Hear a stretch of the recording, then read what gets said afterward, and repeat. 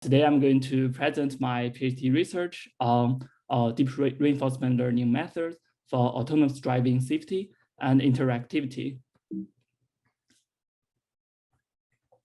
So the autonomous driving or self-driving vehicles have some important potential benefits to our daily life. For example, it is able to improve the road safety by reducing human errors, improve our productivity by recapturing the time spent on driving. It could reduce the traffic congestion, as well as make independent driving easier for people with disabilities. On the other hand, it is also very challenging. It is extremely safety critical. It requires complex interactions with the surrounding vehicles and pedestrians. It could have complex state and strategy spaces, and there are numerous driving scenarios and corner cases. My research focuses on the autonomous driving safety and the interactivity, specifically the interaction between the self-driving vehicle and the surrounding vehicles. There is a rich literature considering the safety of a decision-making and control system.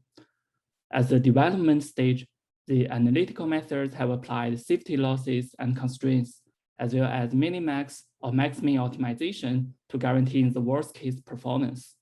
Correspondingly, in deep reinforcement learning-based methods, there are safety reward, safety action space, as well as adversarial training, which is one of the focus of my research. At the test stage, there are formal methods providing probabilistic guarantees, as well as sample-based methods which apply adversarial attack to the system. In general, the analytical methods are good at providing theoretical guarantees, while the learning-based methods are good at scaling to large and complex scenarios. On the interactivity side, I studied the interaction with other drivers on 3 levels. First, modeling the other drivers' driving action distribution. And second, modeling other drivers' latent state or intention. And third, modeling other drivers' reasoning process. Here is a brief summary of my contributions. In the first part, I studied the adversarial reinforcement learning for improving the autonomous driving safety at both development and test stage. In the second part, I studied the human driver modeling on action distribution level and latent state level. Finally, I studied the multi-agent recursive reasoning to better model the reasoning process of other agents. Let's jump into the first part, the adversarial reinforcement learning for autonomous driving safety. The content of this part's work are published at the 2018 Intelligent Vehicle Symposium and 2019 AGCI. We first studied the use of adversarial reinforcement learning on the development stage of autonomous driving policy. The goal of this project is to improve the robustness of reinforcement learning policy against the model mismatches and environment variations. It is important since most deep reinforcement learning-based approaches require training in simulators, which have model errors and could not cover all variations that could happen in the real world. As a brief background introduction, on the left is a standard reinforcement learning architecture, where the agent applies actions to the environment and collects rewards and states. However, due to the existence of model errors and environment variations, what we really want is a right, where we would like to guarantee the performance of the policy on many potential environment models. As the most straightforward approach, optimizing the mean performance over this potential environment is likely to fail due to the lack of consideration on the corner cases. There are also methods which sample a collection of trajectories from different environments and use the worst alpha quantile trajectories to update the policy. While improve the robustness, these methods are not data efficient due to the waste of samples. In robust adversarial reinforcement learning framework, or RARL, it adopts an active sampling approach by learning an adversary to apply disturbances to the system. Formally, the RARL framework approximates the environment variations as disturbances applied to a single environment. It forms the training as a two-player game, where the player 1 as the protagonist learns the control inputs and the player 2 as the adversary learns to apply disturbances. The hypothesis is that by playing against the adversary, the protagonist is able to learn a control strategy that is robust against different model errors and variations. The IIR forms the learning as a zero-sum game and learns the protagonist and adversary simultaneously through policy optimization. The training procedure is shown here, where at each epoch, it first trains the protagonist against the adversary and then trains the adversary against the protagonist. We identified two practical limitations of the original IIR framework in our experiments. First, under the zero-sum reward, the adversary tends to always use the maximum disturbance, which is either too strong that the protagonist is unable to recover, or predictable, so the protagonist is overfitting to it. Thus, we propose to add an additional term to the adversary's reward as a regulation to encourage the adversary to disrupt the protagonist with minimal disturbance, which forms an automatic curriculum for the protagonist's learning. There are several alternatives of the form of the regulation reward. For example, if we know the natural distribution of the disturbance, we could use its log likelihood, or some heuristics like L1 or L2 norm, or a threshold function also works well in practice. The other problem is the training procedure. Training the agent against the most recent opponent leads to problems like the imbalanced training, where one agent learns faster so that the other agent could not get meaningful learning signals. Another potential consequence is the circular training, where the two agents are trapped in circular behavior changes. To stabilize the training, we propose to use the neurofictitious self-play, where we train each agent against opponent's average behavior. The training of the neurofictitious self-play is shown here. At each epoch, we first train the protagonist against the adversary's average policy, which is also represented as a neural network. We then train the adversary against the protagonist's average policy. Finally, we update the average policies using the stored historical behaviors of the protagonist and the adversary in the replay buffer. The test scenario is a single vehicle lane changing control. The protagonist learns the acceleration and the steering of the vehicle, and the adversary learns the disturbance on the protagonist's actions. We first test the robustness of the trained protagonists under different action disturbances. We compare several baselines, including a vanilla trust region, policy optimization, or TRPO trained with no adversaries. We also compare with the original IIR approach and the IIR with the reward regulation or with the neurofictitious self-play. On the left, we use a Pareto distribution as the disturbance distribution. As the shape parameter beta increases, the distribution puts more density weights on the extreme disturbances. On the right, we train an adversary against each by fixing the protagonist. As the learning iteration number increases, the adversary becomes stronger. In both tests, the TRPO policy behaves the best at the beginning, and its performance drops drastically as the disturbance becomes stronger, while our method maintains a much stable performance, which is also significantly better than other IIR-based methods. We then test the robustness of different approaches under an environment model, which is different from the training. On the left, we show the average return as well as the failure rate of different methods when we're changing the maximum steering speed. And on the right, we're changing the axle distance of the vehicle. The failure rate is defined as going out of the road. In both cases, our method shows the lowest failure rate with a small sacrifice on the return. We also compare the performance of the policies trained in the simulator and then applied on a real autonomous driving prototype SUV shown on the top left.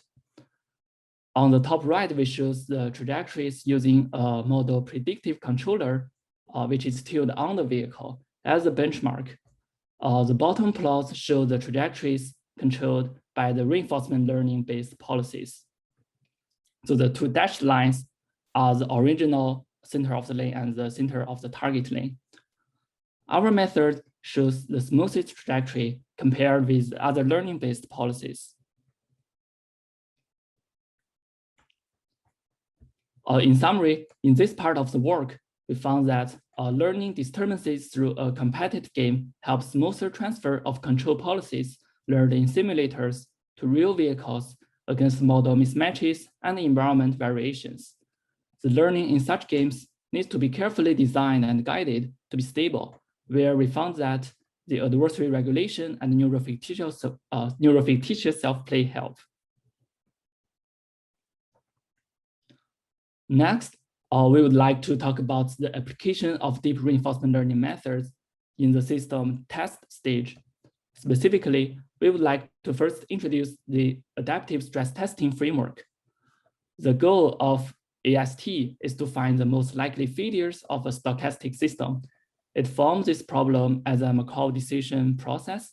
The AST agent controls the elements that determines the system's stochastic update, which could be the noise, the disturbance, or even the random seed used by the simulator.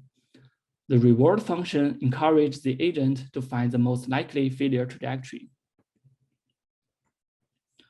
However, the MDP under the AST formulation is not easy to solve, since the failures are extremely rare in mature systems, and the state and the strategy spaces could be large, which requires an efficient exploration algorithm to find the target trajectories. As a brief background introduction, in policy optimization, there are several methods commonly used for encouraging exploration in gradient-based methods. For example, the use of stochastic policies and the entropy loss or reward. Some methods also use sampling from an ensemble of value or policy networks. There are also gradient-free methods which use evolution strategy or generic algorithms on optimizing deep neural network policies. While the gradient-based methods are the mainstream, the gradient-free methods enjoy the advantage on addressing local optimum and sparse rewards, which we found helpful in the AST task. So our work is also based on the gradient-free optimization. We first formulate the policy optimization as another MDP whose state space is a parameter space of the policy network. The action of the policy optimization MDP is a parameter update vector, which is represented by a random seed and a magnitude scalar. The transition of the MDP is the policy update, where the update vector is determined by a sampled unit vector using the random seed time, which then multiplies by the magnitude specified by the action. The reward function is a performance improvement of the parameter update. We propose to use a Monte Carlo tree search to solve this MDP, since it provides an efficient way for balancing the exploration and exploitation in the search through upper confidence bounds. The algorithm is shown here. At each iteration, starting from the root state, the algorithm first selects an action at the current state and then moves to the next state directed by the action. If it comes to a state that is never seen before, it adds it to the tree and evaluates its value. Then it uses this evaluation to update the values of the states along the searching path. Compared with the traditional MCTS, there are some important features to make it work on the policy optimization MDP. So first, since the action space is infinitely large, we use progressive widening to limit the growth of the number of actions at each state node.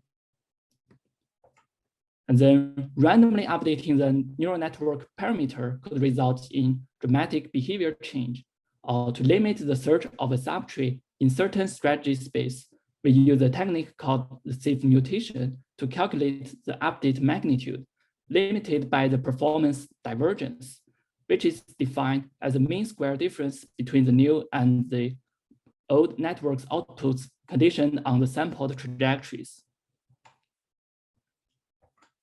We evaluate the performance of the leaf state using the average return collected by deploying the policy with the parameters specified by the leaf state on the task environment.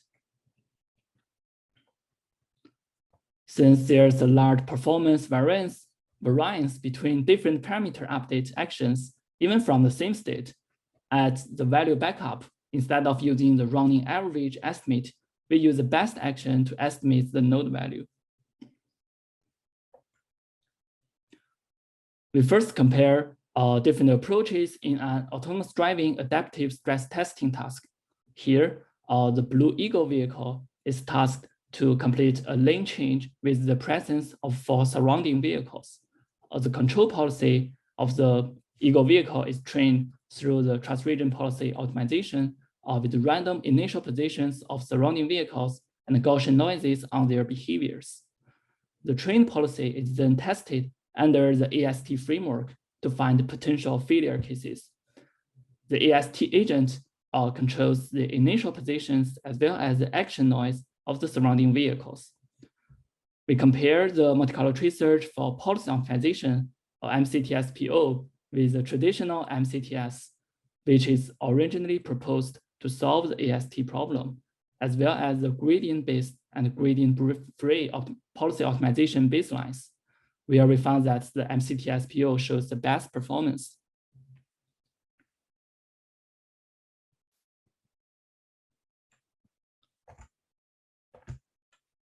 The application of MCTS-PO could also be extended to efficient exploration in the robotics and control tasks. For example, in the task shown here, we remove the immediate reward and increases the difficulty for reaching the goal. As the results shown, the MCTS-PO learns the best performance compared with the gradient-based as well as the gradient-free baselines. In summary, in this part, we show that the gradient-free policy optimization methods help exploration on tasks with sparse rewards and local optima, like the adaptive stress testing. Using multi-color tree search on policy parameter space with necessary techniques improves the data efficiency and the trajectory quality. Now let's move to the second part, the human driver modeling. The content of this part's work is published at 2020 AMAS and 2021 ICRA. We first consider the modeling of the human driver's action distributions using deep neural networks. The actions of human drivers are stochastic and complex, and the current practice of using Gaussian and Gaussian mixture models may not be sufficient. Let us first review some commonly used representations for modeling complex distributions. The Gaussian mixture model samples from a group of Gaussian distributions. It is classic, easy to analyze, but is still limited to some predefined distribution family and needs some prior knowledge on the number of modes of the distribution. There are other models following the similar example idea, which maintains a population of individual distributions. While being flexible, it is expensive to maintain a large population of individual distributions.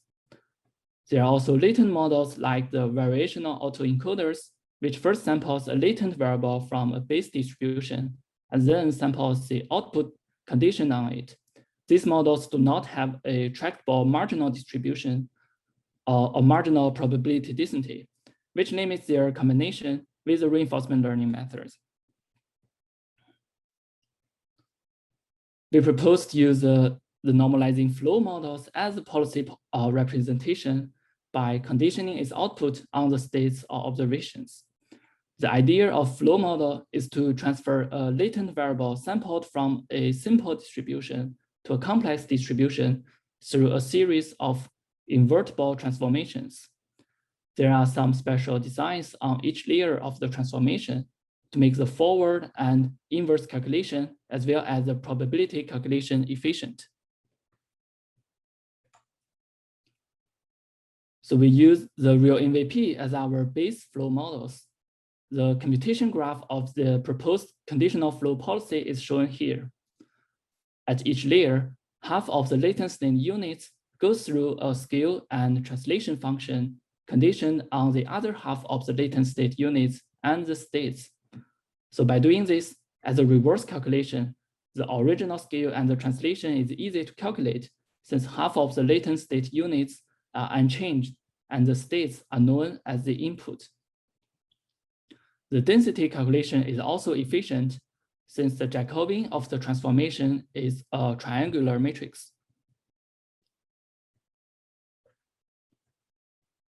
We first test the performance of using different policy representations on the human driver modeling in this synthetic or traffic light intersection scenario.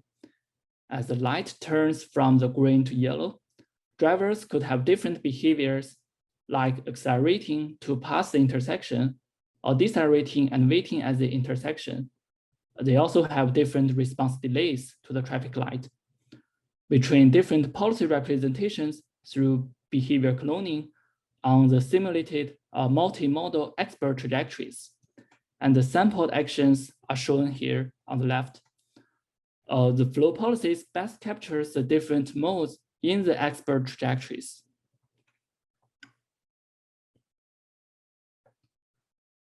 We then do the same test on the traffic weaving scenario, where two drivers are intended to switch lanes.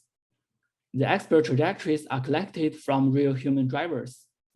Since the behavior is much more complex and it's hard to visually distinguish the difference between different policies, we calculate the per step position divergence of trajectories roll out from different policies with respect to the expert trajectories. Again, the flow policy stays closest to the expert distribution across the majority of the time steps.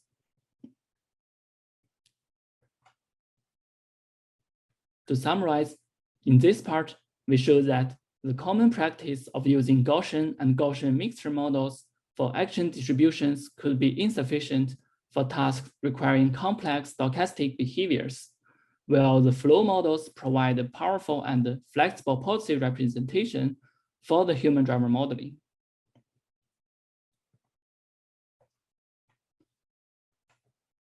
Next, we studied the latent state inference of human drivers and how it could help the ego vehicle's decision-making. The latent states are the unobservable variables that influence the driver's behavior. For example, it could be the driver's intention or the driver's driving characteristics. Understanding the latent state of surrounding drivers are important for the ego vehicle's decision-making. Compared with the trajectory prediction, the latent state inference is easier to encode during the decision-making process and can provide even more information for the future response of surrounding drivers. In the existing literature, there are model-based solvers like POMDP or Heide-Markov models, which build explicit inference modules on the surrounding drivers' latent states. These methods have good interpretability, but require the environment model and are difficult to scale. The deep reinforcement learning-based algorithms usually learn the latent states implicitly, which requires large amount of data and is not very interpretable.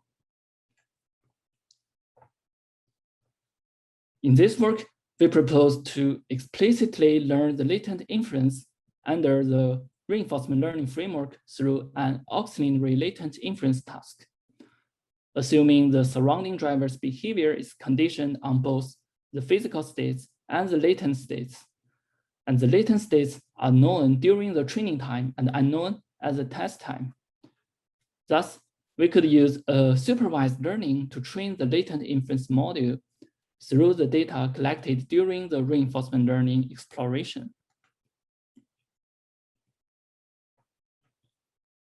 We studied several different coupling structures of the reinforcement learning and the latent inference and found that the structure shown here gives the best performance. The idea is to increase the modularity of the learning as much as possible. We use two separated networks as the reinforcement learning policy and the latent inference. The policy takes input of the observation as well as the latent state.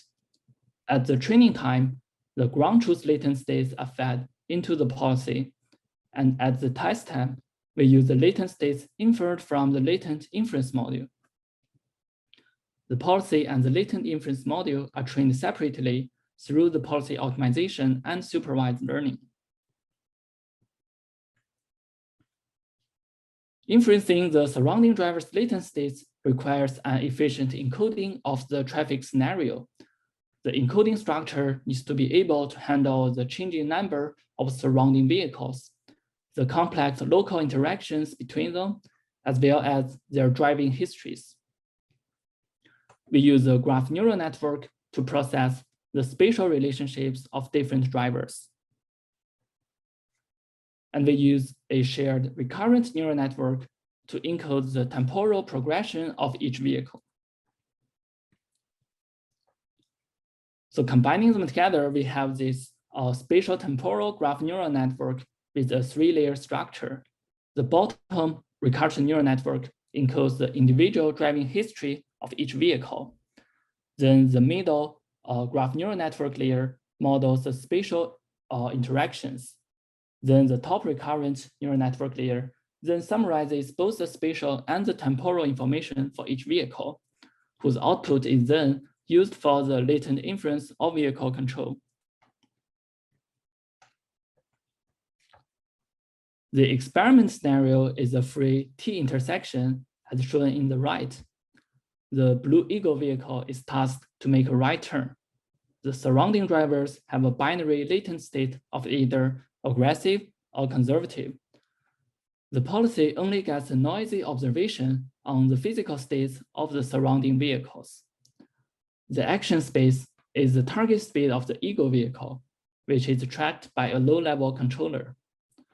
Upon seeing the Eagle vehicle, the conservative driver would maintain a larger front gap by slowing down than the aggressive driver. The conservative driver will also yield to the Eagle vehicle if it is passing the lane, while the aggressive driver would ignore the Eagle vehicle.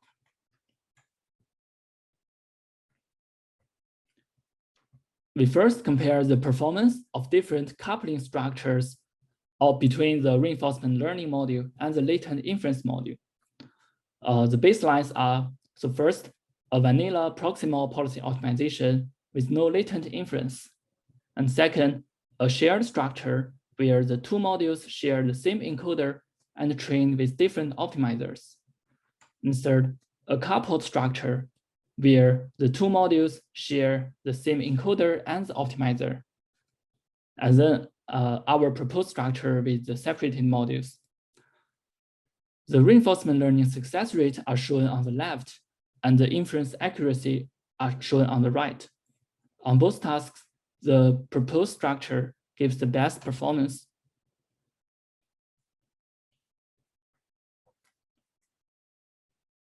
We then examine the efficiency of the spatial temporal graph neural network, or STGNN, on the two tasks under the proposed coupling structure.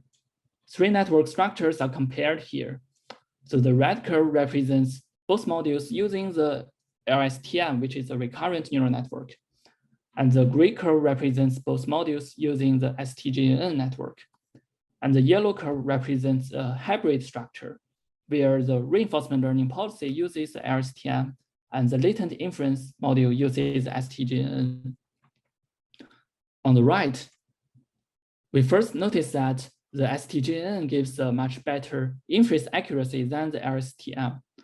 And then on the left, if we compare the yellow and the gray curves, we found that under the same latent inference accuracy, the LSTM network actually gives a better reinforcement learning success rate than the STGNN. So the performance difference between the two structures are likely due to the different natures of the two tasks.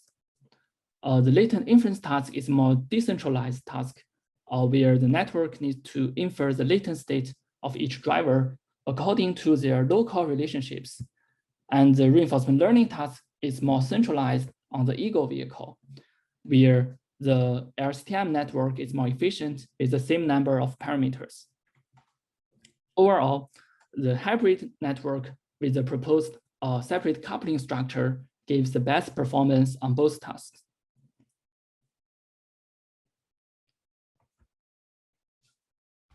In summary, in this part of the work, we show that explicit latent state inference helps improve the efficiency as well as the interpretability of deep reinforcement learning-based autonomous driving decision-making. In addition, the spatial temporal graph neural network improves the inference accuracy through the efficient encoding of the spatial relationships as well as the temporal progressions of the surrounding vehicles.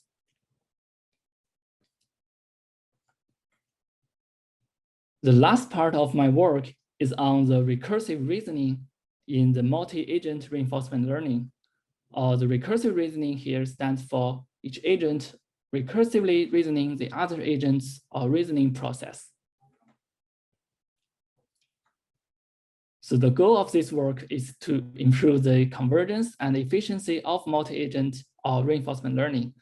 So the multi-agent reinforcement learning is at learning the behavior models of multiple agents interacting in the same environment simultaneously. In this work, we would like to use the recursive reasoning to address two common problems in the multi-agent reinforcement learning. The first is a relative overgeneralization problem, where a suboptimal solution is preferred than the optimal solution due to the exploration of other agents.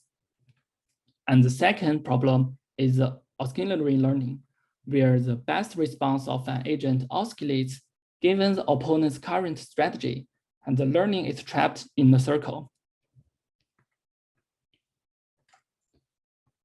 So our work is based on the multi-agent actor critique approach, where we have a centralized training and decentralized execution structure. In this framework, a centralized critique or centralized Q network is trained to estimate the return of an agent given the state and the joint action of all agents. Each agent also has an individual policy, which chooses the individual actions based on the state. The training of the policy is through the Q network, which requires the actions of the other agents. In the existing work, the other agents' actions are mostly sampled from the replay buffer or from the opponent's current policies, which suffers from the two problems we described in the previous slide. We propose to use the recursive reasoning to sample the opponent's actions in the training. Specifically, we use the level K reasoning model. In the level K model, each agent goes through K levels of reasoning. So at the level 0, the agents choose their actions from some base policies. So in our case, it's the agent's individual policy. And then at level K, each agent chooses action which is best responding, assuming that the other agents executing their level K-1 strategies. So to use this level K reasoning in the multi-agent actor critique framework, we are facing two problems. So the first is how to find the best response action in the continuous action space. And the second is that how do we efficiently compute these level K actions for all agents?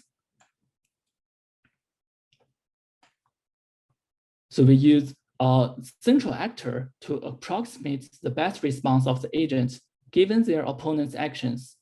And the central actor is learned by a neural network policy.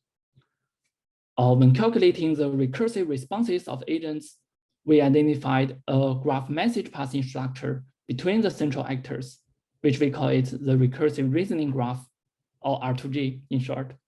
At each level K, each central actor node receives the input messages of other agents' level K-1 actions and outputs the agent's level K action. So thus, the one level of level K reasoning corresponds to one complete message passing on the recursive reasoning graph. Through the reparameterization, the entire computation is differentiable with respect to the agent's individual policies.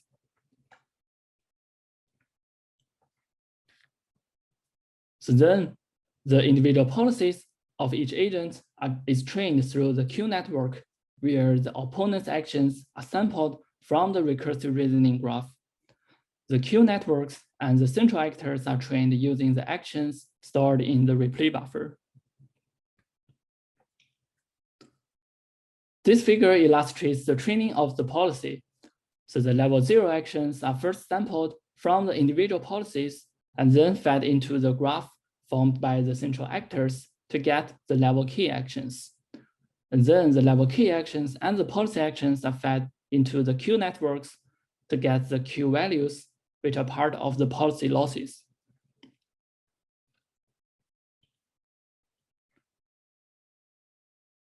We first compared the performance of R2G into illustrative single-state environments.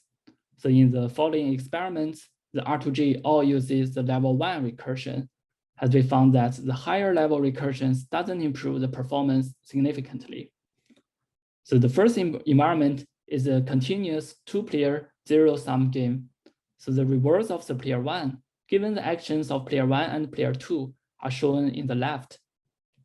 The rewards of player 2 are the opposite of player 1.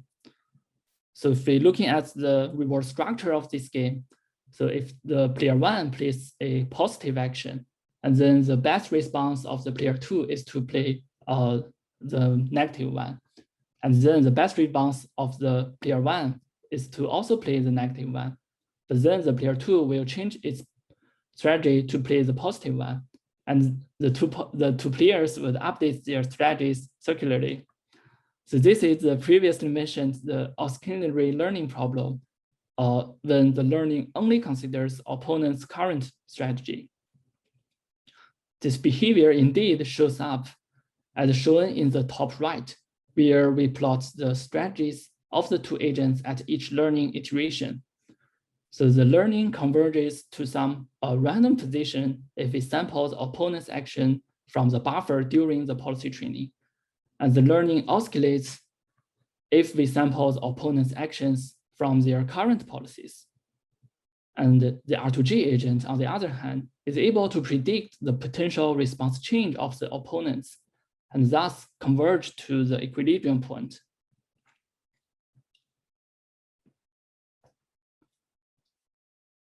The second environment is a cooperative environment. The rewards for both players are the same and are shown in the left. So in this reward structure, there are two optimal points. So the -0.5 point is a local optimal, and the 0.5 point is the true optimal. But however, if the opponent is playing a uniform random action due to the exploration, and then the expected return at the -0.5 would be higher than the 0.5. So this is the previously mentioned the relative overgeneralization problem. So in this experiment, both sampling from the buffer or from the current policy leads to the learning agents converge into the local optimal point, where the R2G agents is able to converge to the true optimal point.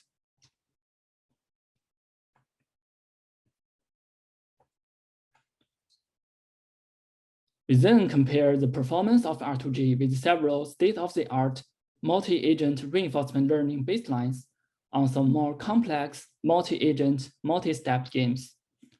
So the first game is the cooperative navigation in a 2D particle environment, where the three agents need to cooperative to spread and approach the three target landmarks without collision. As the result shown in the right, the R2G agents get the highest return among all approaches tested.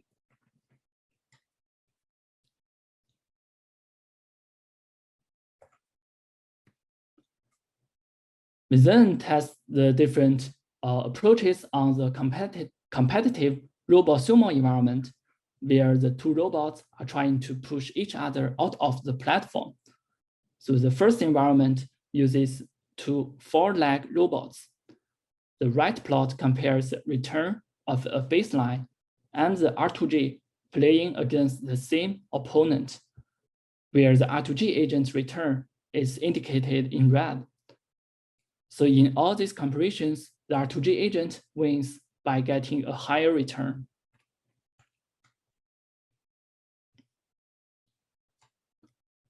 So a similar comparison results are also shown here on the 6-leg robots.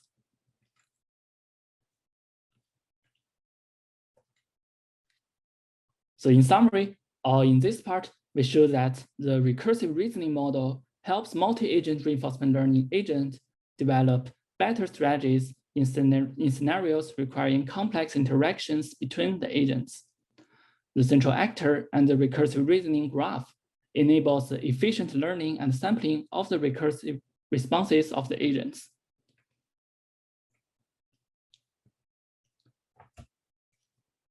So finally, I would like to talk about some ideas on the future directions that are inspired along the path of this work. So first, in the first part, I introduced the use of deep reinforcement learning methods as a development as well as the test stage of the autonomous driving system. However, a practical system often goes through multiple development and test cycles. So how to efficiently use the experience from the previous cycles to help build up safety as the current and the future cycles would be an interesting future direction. And the second part, I introduced the 2 projects for human driver modeling on 2 different levels. So a combination of these 2 levels could lead to a more comprehensive driver model through hierarchical structures. So on the latent inference part, we assume that the true latent state is known at the training time. However, in cases where the true latent state is never known to us, we might need to rely on the self-supervised methods for learning the latent inference. So finally, extending the idea of the recursive reasoning on the latent space of different agents might provide an even more flexible and comprehensive learning framework for the multi-agent reinforcement learning.